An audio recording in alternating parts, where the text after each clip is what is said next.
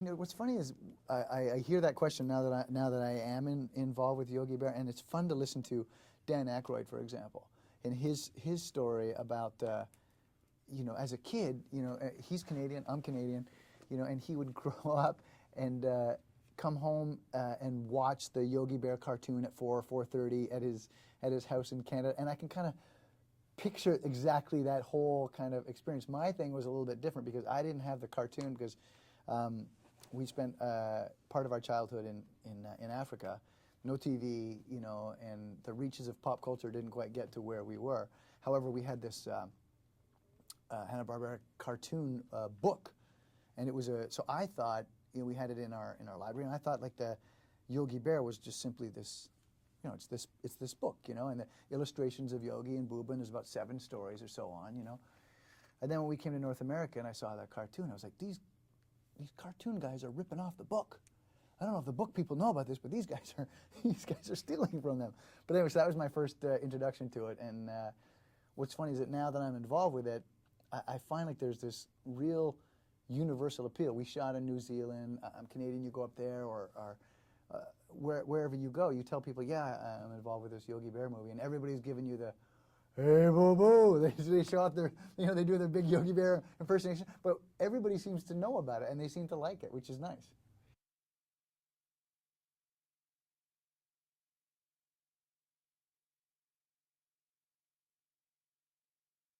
He's a strong, good-looking man, I think. I think everybody would say that he's a chisel-jawed, macho stud.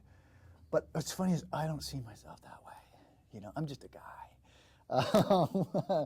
Anyway, back to your question. Ranger Smith, this is a guy, right, who, you know, the iconic ranger, right, with a little bit pot belly, who's just like put upon by the antics of this crazy ne'er-do-well bear who never seems to learn his lesson, you know. It's a fun character to play because ultimately you're the straight man, but you get to participate in these crazy adventures anyway, you know, and you couple that with the fact that, okay, here's a guy who his dream job is what he has. He runs a park. He loves the great outdoors. You know, he has to contend with this bear, but you know, the bear's, he can't help but love that guy anyway. And I think the ranger is a nice mix of,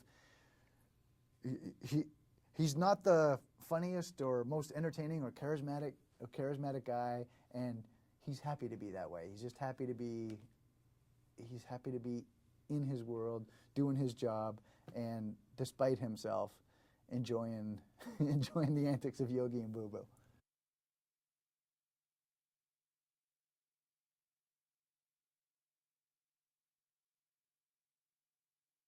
I don't think you can play it as he's the nemesis. You know, I don't think you can play it as and especially in the beginning of the movie, I took pains to try and express that, you know what, despite himself, Ranger Smith is amused by Yogi. You know, when it's not the great travesty, when it's not the big end of the world, you know, really bad thing that Yogi can do, when it's the smaller thing, the picnic basket or what have you, it's more a question of like, I love the kid. I'm that kid, you know, like it's that kind of thing. Like he can't help but like him, you know, and his life would be, he knows his life would be worse if he didn't have Yogi and all Yogi's antics to deal with.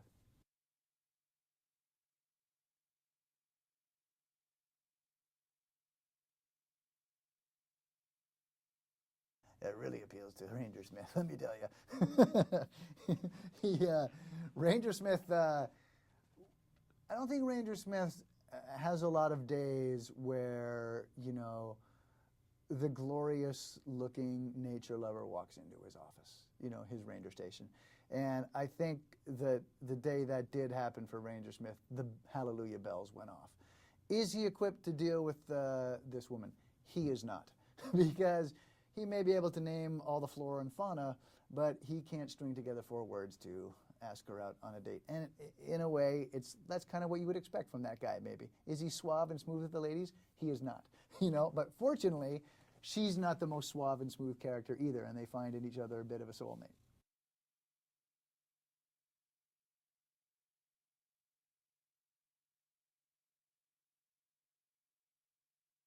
I couldn't stand Anna Faris because she's not talented or good looking, and I'm a shallow person.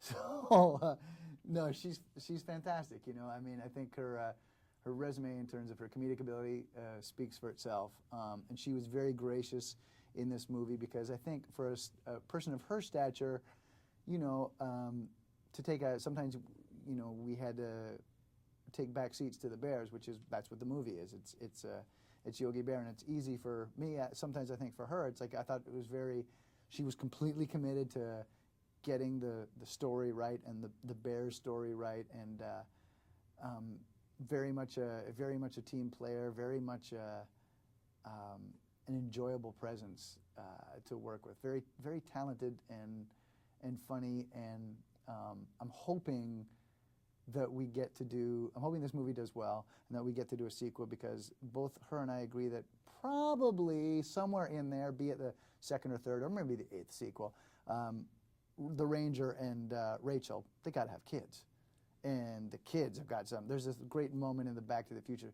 It's not you, Marty, it's your kids, you know? And so we think that there's probably something to do with like Yogi, the kids, and Rachel and Ranger Smith.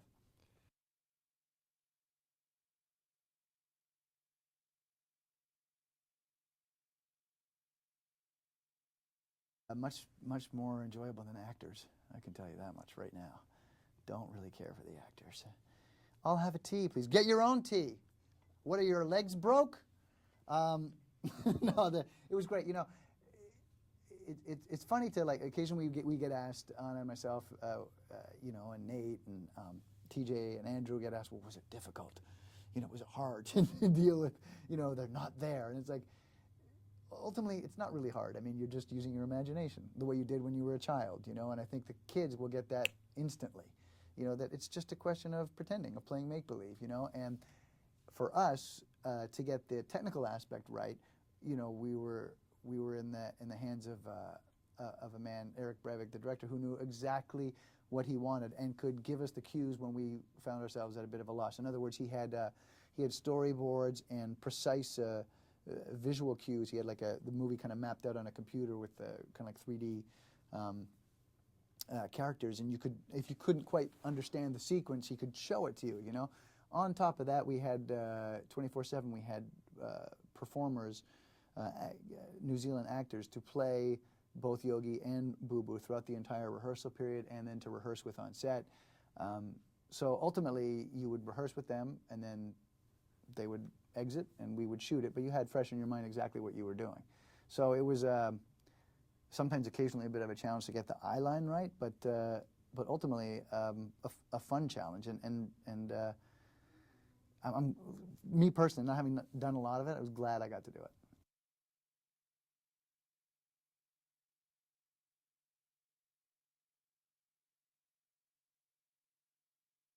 He's one of the great all-time yellers, I would say. Yeah. Now, he could not be more congenial. I think the thing that impressed me, maybe not the most, but just having done this for a while, you know, there's many and myriad ways that you can lose your temper as the man in charge of the set, and you cannot be blamed, be it weather or this thing goes wrong, or I've told you 10 times to do it this way and now it's being done this way. And he never once lost his cool, and there was a lot of obstacles, a lot of pitfalls, a lot of different, you know, things thrown at him, and he never lost his cool. He set such a great example. And the other part about it was, ultimately, this movie succeeds on the strength of the Bear's performance, which ultimately, you know, he shepherds that. He's the steward of that performance, and so much of that comes from his technical expertise, but also his, you know, his artistic vision of what they're going to look like and how they're going to act. Like, comedy is not easy to do, and if it's a simple kind of like just aside and one line, it's hard enough to get that right sometimes, you know, with the live actor, and then to do it, you know, with a person voicing an animated, it's not easy. And I think it's to his credit that when you watch this movie, ultimately the things just disappear into character, and it's a fun story to watch, and it seems seamless, and it moves along at a great pace, and that's all his doing.